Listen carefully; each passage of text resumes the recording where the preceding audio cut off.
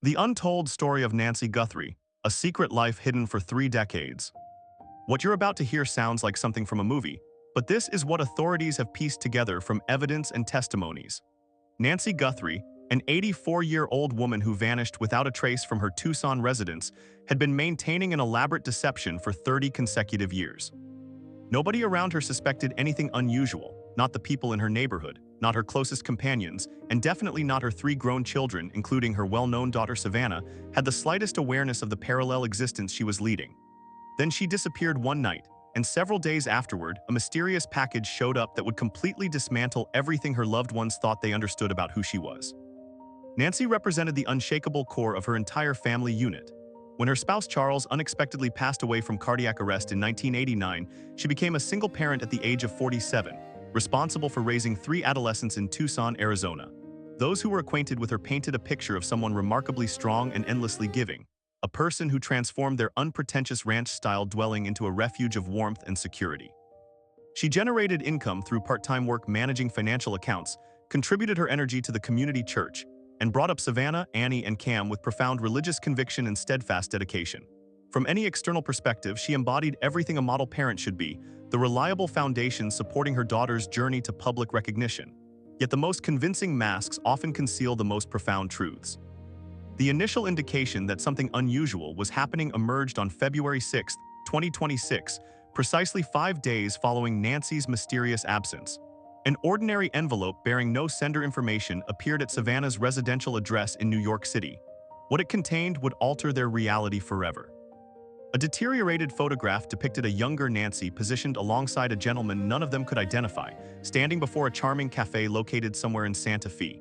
When turned over, inscribed in someone else's penmanship, was a statement that made their blood run cold. She deserved more than secrets. Ask about Alina.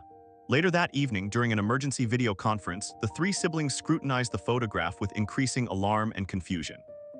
This man was entirely unknown to them. The identity Alina carried zero significance for any of them.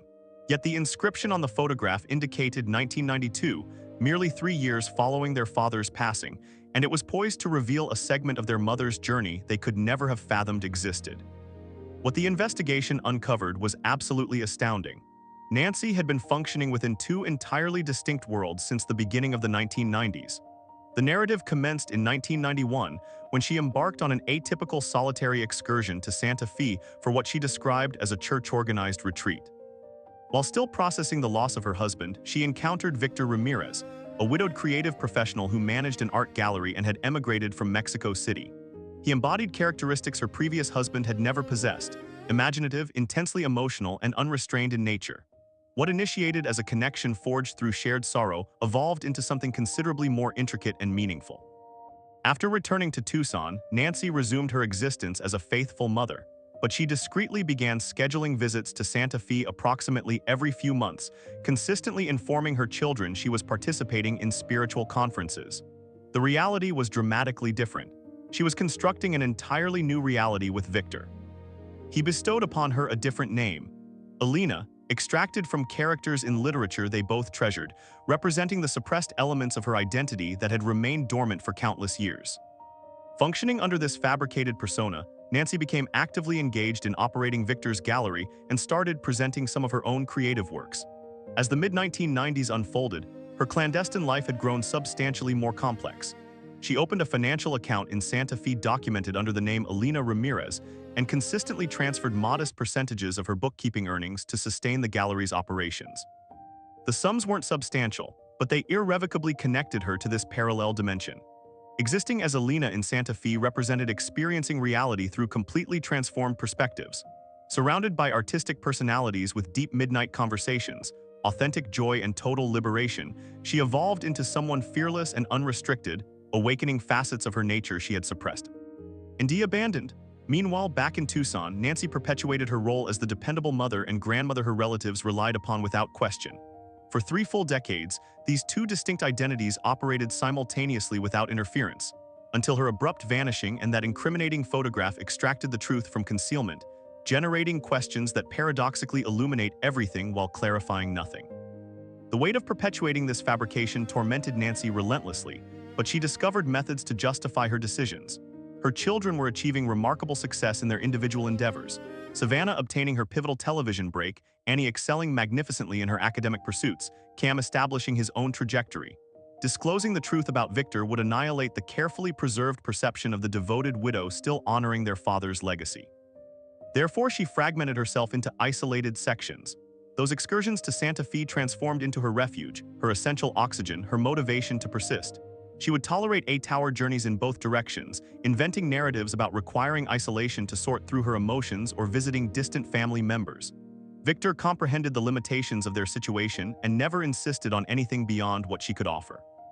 They corresponded through traditional handwritten messages to avoid any digital footprints, and Nancy maintained these communications locked in a secure container concealed underneath her bed in Tucson, a possession she safeguarded with unwavering determination.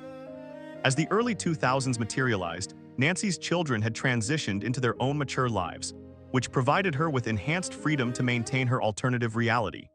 She commenced spending prolonged durations in Santa Fe, sometimes remaining for complete weeks, employing the justification of participating in exclusive wellness programs for her deteriorating body. Operating from behind the scenes, she assisted in making Victor's gallery flourish and thrive, managing financial documentation, coordinating special presentations, even determining which collections to showcase while functioning under the pseudonym Alina. The regional population knew her solely as Victor's understated business associate who demonstrated remarkable judgment for Southwestern creative works and local culture. Not a single person ever established any link connecting her to Tucson. Altered clothing, modified hairstyle, transformed existence completely. Nevertheless, as the 2000s advanced, vulnerabilities began manifesting in her carefully constructed illusion. Continuous physical pain and cardiovascular complications necessitated prescription medications she would sporadically forget during her movements between her separate realities.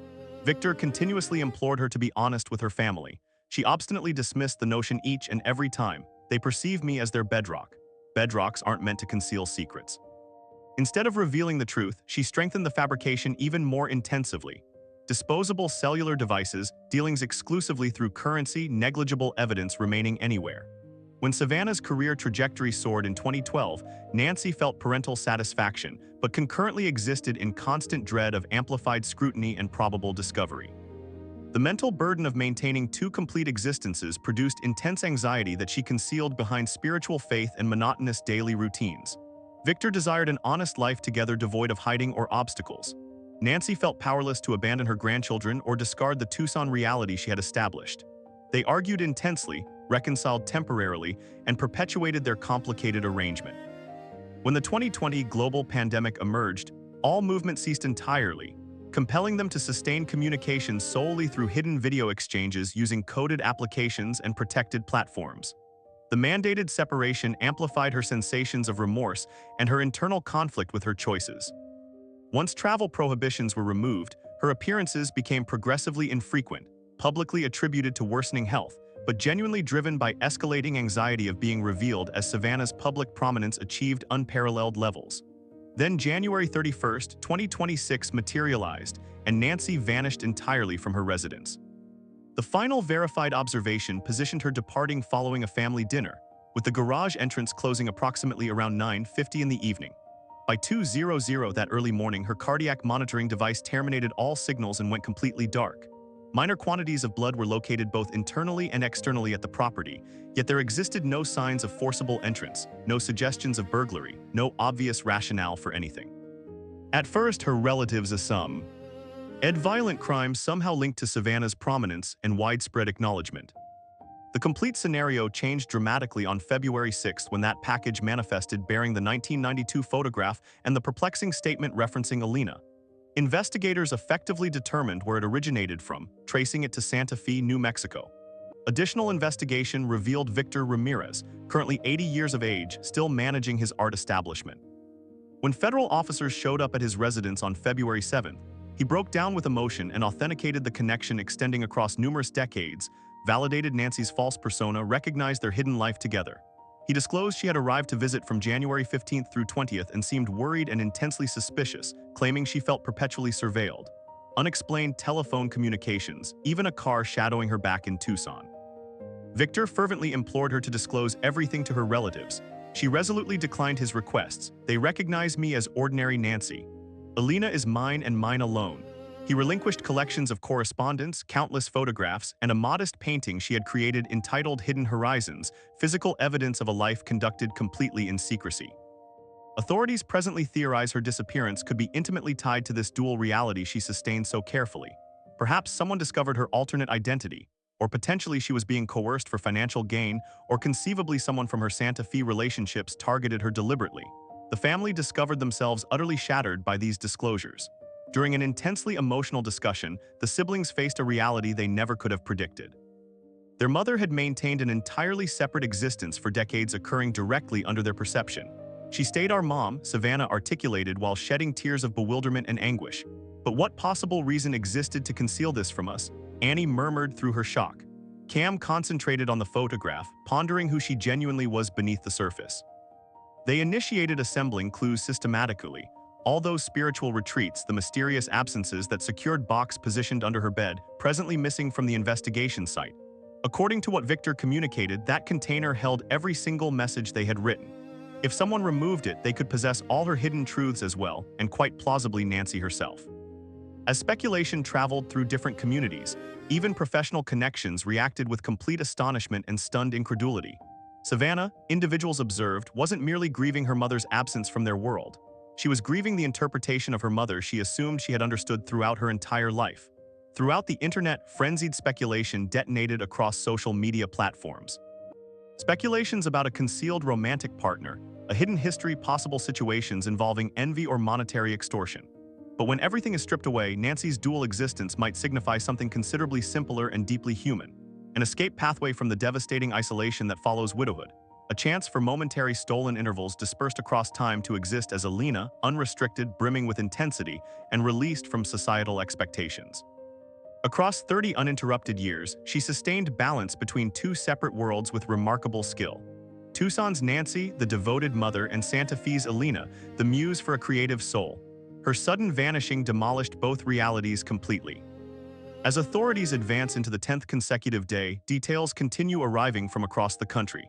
Victor remains offering complete assistance, evidently devastated, maintaining she merited authentic contentment without requiring concealment of her genuine identity. The family grasps desperately to any remaining hope, but substantial questions persist lingering. Did preserving her secret existence ultimately position her in life-threatening peril, or was she trying to permanently break free from it? After the package's manifestation, the siblings were compelled to face reality during an exceptionally stressful video conference on February 8th. The photograph, the mysterious statement, and the instruction to investigate Alina left them frozen with astonishment and absolute bewilderment. Savannah insisted on tangible explanations, while the FBI tracked every lead returning to Santa Fe and Victor's gallery, which has transformed into the epicenter for the investigation and unrelenting media attention. Federal operatives uncovered documentation confirming Alina Ramirez had been recorded as a silent commercial partner originating from the mid-1990s. Victor supplied agents with 30 years of written exchanges and visual documenta. Tian illustrating Nancy as constantly torn between her responsibilities in Tucson and her freedom in Santa Fe. Specific letters revealed precisely how thoroughly she maintained both realities, extending to obtaining legitimate identification papers under her adopted identity and acquiring exclusive studio facilities within the gallery where she produced artwork employing different pseudonyms. But the structural flaws multiplied considerably during the final years. Declining health, intensifying anxiety, and increasing terror of being uncovered all escalated significantly, especially as Savannah's recognition ascended to remarkable heights. By the start of 2026, Nancy admitted to Victor she felt deliberately monitored and intentionally pursued. Strange telephone calls, a car consistently shadowing her activities. Authorities currently think those anxieties might have been entirely valid and justifiable. Financial documentation revealed a deeply questionable transaction of $5,000 throughout late 2025 sent toward an unknown account situated in Mexico, considerably elevating the authentic likelihood of coercion or blackmail. That absent secured container extracted from her sleeping quarters, presumably holding correspondence and images, could have constituted the trespasser's main target. Following the FBI's revelation of Victor's thorough statement, the family underwent deep emotional trauma. They started connecting decades of peculiar absences and those regular retreats to the concealed existence she had sustained so expertly. Community response has demonstrated extremely passionate and dramatically polarized. Online speculations range from envious fury to financial blackmail to someone among her Santa Fe connections discovering the reality and reacting with aggression. The family issued a brief public declaration requesting seclusion throughout this crisis, while sustaining their concentration on finding Nancy and returning her home alive and unharmed. In the meantime, Victor temporarily ceased his gallery activities, as the site became a focal point for persistent reporters and curious community members who had recognized Alina as sincerely compassionate and exceptionally talented. Currently, authorities persist following financial clues, performing interviews with Santa Fe connections, and meticulously reevaluating documented observations in proximity to her Tucson home. Nancy's dual existence, previously a personal sanctuary from widowhood and devastating sorrow, might actually hold the essential solutions to her disappearance. Across numerous decades, she carried both personas in complete silence and total secrecy. Now, with blood found at the location and absolutely no indication of theft or robbery, this investigation feels deeply personal and purposefully directed. Was this premeditated blackmail, devastating betrayal, or possibly someone who comprehended her secret excessively well? Nancy's narrative hasn't concluded yet, and discovering the truth hidden within her two existences could represent the only avenue toward finding her and bringing her back home.